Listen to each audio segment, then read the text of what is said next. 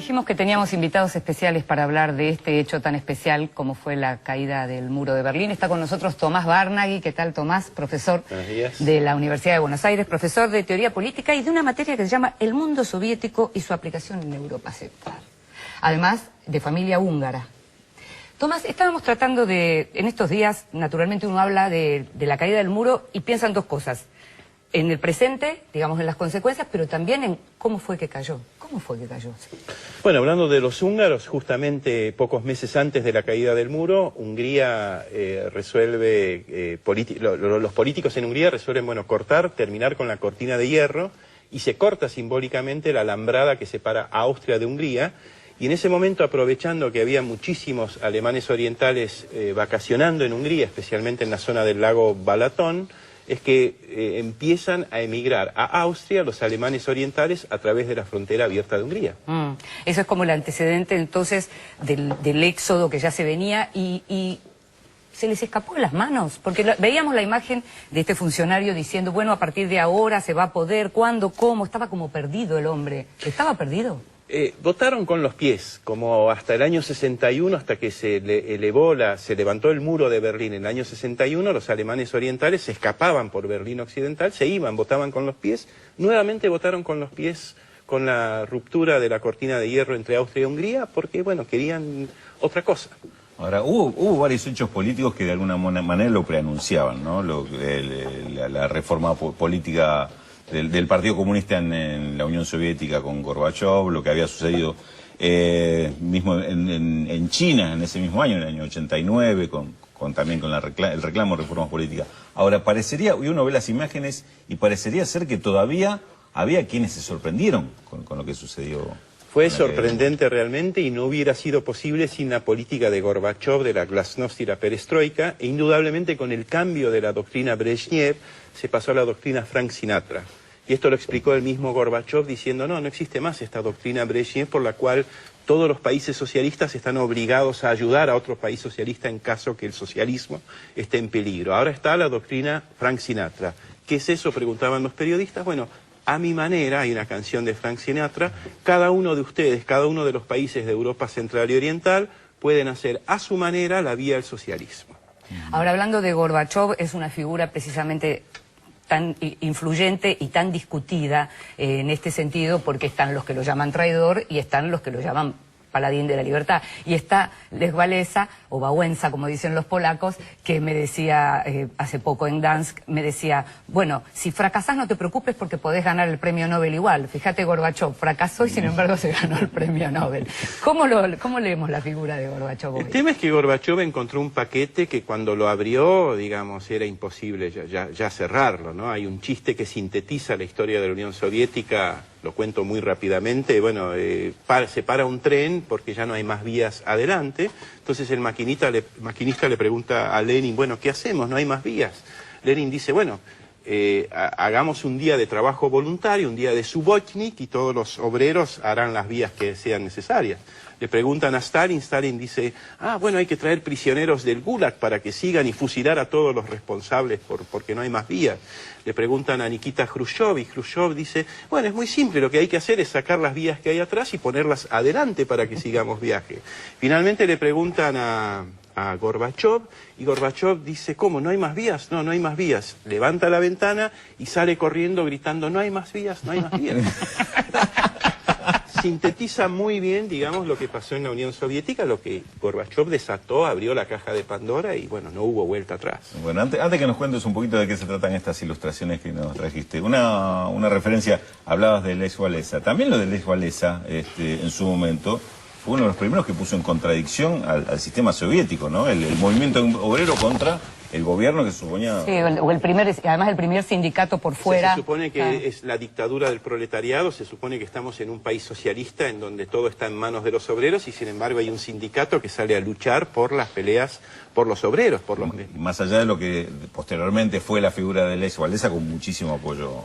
Pero indudablemente en su momento, en fines de la década del 70 y principios de la década del 80, indudablemente había un movimiento en donde los obreros buscaban sus propios derechos como anteriormente se había dado en Alemania Oriental, en Berlín Este, en el año 53, que también hubo un levantamiento de obreros. En Hungría hubo también un levantamiento en el 56, en contra del régimen estalinista soviético, en donde, bueno, hubo todo tipo de actividades desde la izquierda hasta la derecha. En el 56 fue un movimiento realmente de soviets. Y lo que pasó en el 56, se sintetizó de alguna manera un artista húngaro. A ver, ahí estamos. Porque todo esto en el nombre del socialismo, entre comillas, digo yo, porque no fue, digamos, un socialismo como había sido pensado por los grandes teóricos desde Marx en adelante, sino que fue una sustitución, digamos, una utilización de un nombre, donde, bueno, la Estrella Roja, este levantamiento de las comunas en Hungría, fueron aplastadas por el ejército soviético. Posteriormente, bueno, vimos esa tentativa del socialismo de rostro humano en Checoslovaquia, la Primavera de Praga, que también fue aplastada utilizando la doctrina Brezhnev, y así sucesivamente. Ahora, cuando hablamos de... Hay quien habla de implosión, y están los que prefieren pensar que Occidente hizo las cosas tan bien, cuando decimos Occidente me refiero a los países centrales de Europa y Estados Unidos, hizo las cosas tan bien que desgastó al sistema que venía, digamos, equilibrando el mundo por aquellos años en términos de poder. Si preguntamos a un estadounidense, el comunismo o la Unión Soviética cayó gracias a Reagan. Claro. Si le preguntamos a un polaco, fue gracias al Sindicato Solidaridad. Si lo preguntamos en Roma, fue gracias al Papa. Sí, sí. Y si le preguntamos a un mujahidín en Afganistán, fue gracias a ellos. Entonces, claro. Aún hoy, claro.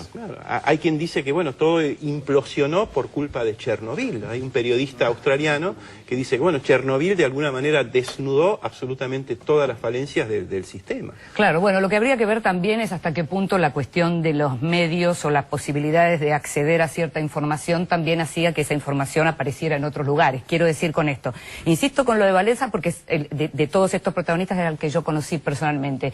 Y él contaba cómo ellos llamaban a los medios internacionales cada vez que iban a hacer algún numerito, por llamarlo así. Cuando él iba a subir el muro del astillero, cuando había alguna represión, cuando organizaban eso como para que los periodistas extranjeros lo vieran y lo contaran. Y Walesa era muy hábil en cuanto a los medios, porque se decía que cada vez que él iba a dar una charla en algún lugar, se cortaba alguna luz. Entonces él, como estaba en el sindicato y era electricista, claro, sacaba un destornillador, se iba y hacía todo esto preparado. O sea, en cuanto a medios de prensa, la sabían muy bien. O sea, había estudiado muy bien cómo hacer todo eso. Entonces, me imagino que todo eso también tuvo que ver. Y vos mencionabas lo de China, y mencionabas los pedidos de reforma, y hay que mencionar también lo que fue la represión de esos pedidos de reformas en China, que fue el 4 de junio del 89, el mismo día que en Polonia votaban, entre paréntesis, libremente una parte del Congreso, ¿no? O sea, por primera vez después de décadas. O sea, en realidad la caída hasta que terminó con la implosión de la Unión Soviética fue una serie de cuestiones que ya empezaron a resquebrajarse en el 53, en el 56, en el 68, en el 80, hasta el 89, en donde el mismo Partido Comunista Húngaro, a principios del año 89, va a decir que los sucesos del año 56 no fueron una contrarrevolución, como había dicho el partido, sino un levantamiento popular. Y si hablamos de lo que pasó con posterioridad del 89, Tomás, Estados Unidos, en ese mundo que pasó a ser un mundo unipolar, ¿qué pasó? ¿Le costó haber perdido a su mejor enemigo? Es interesante porque un poquitito antes de la caída del muro de Berlín salió este famoso artículo del estadounidense Francis Fukuyama sobre el fin de la historia, en donde él de alguna manera predecía el fin de la historia, el fin del conflicto entre las ideologías y el triunfo definitivo de la democracia liberal de libre mercado como la estadounidense. Evidentemente se equivocó. Y evidentemente Estados Unidos necesitaba, como potencia que es, necesita un enemigo, y ahora el enemigo es otro texto de Huntington, que es sobre el choque de las civilizaciones, donde, bueno, se definen a las civilizaciones de acuerdo Somos a la muchos religión. Los enemigos ahora. Claro.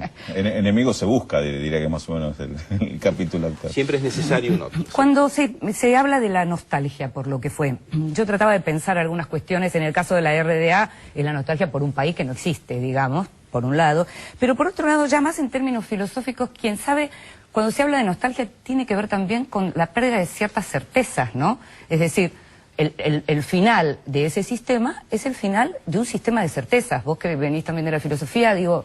Sí, bueno, el tema también que ellos tenían en estos sistemas socialistas opresivos, represivos, bueno, con toda una serie de cuestiones y desfalencias, también tenían ciertas cuestiones totalmente aseguradas, o sea, alquileres subsidiados, transportes muy baratos, la cultura absolutamente subsidiada, servicio de salud, servicio de educación, todo eso se terminó.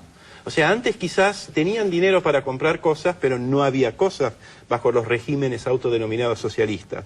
Ahora que sobran cosas, quizás no tienen el dinero para comprarlo. Entonces hay una nostalgia por una serie de cuestiones como la salud, la educación, la vivienda, etcétera, que bueno, se perdieron.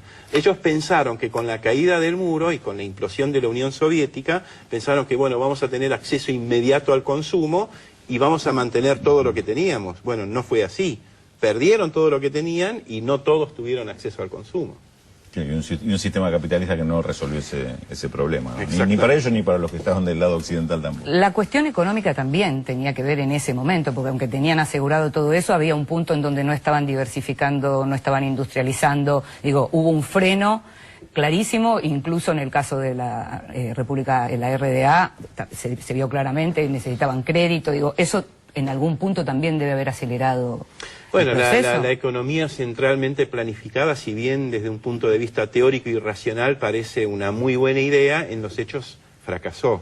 Entonces, estas economías de tipo centralizadas no pudieron cumplir con las expectativas de la gente que vivía en estos países y fracasó. Decías, Tomás, que todavía las lecturas son muy diferentes, ¿no? De acuerdo a quien la haga, ¿no? Inclusive las lecturas desde el punto de vista de los intelectuales, me parece sigue siendo diferente esto que Ramonet calificaba como la ebriedad intelectual a propósito de lo de Fukuyama y el fin de la historia. Hoy, ¿qué lectura se haría sobre este tema de dos mundos en disputa, un solo mundo que sigue, y cómo sigue esto con este mundo cuando este mundo entra en crisis? ¿Cuántos mundos vienen?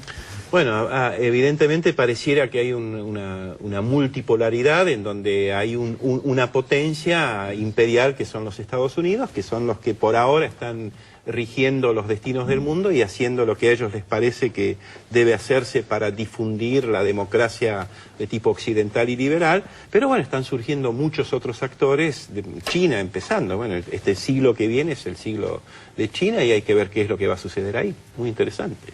Te agradecemos mucho, Tomás, que hayas estado con nosotros. Seguramente te vamos a volver a invitar. Te invitamos a que te quedes todavía un ratito más.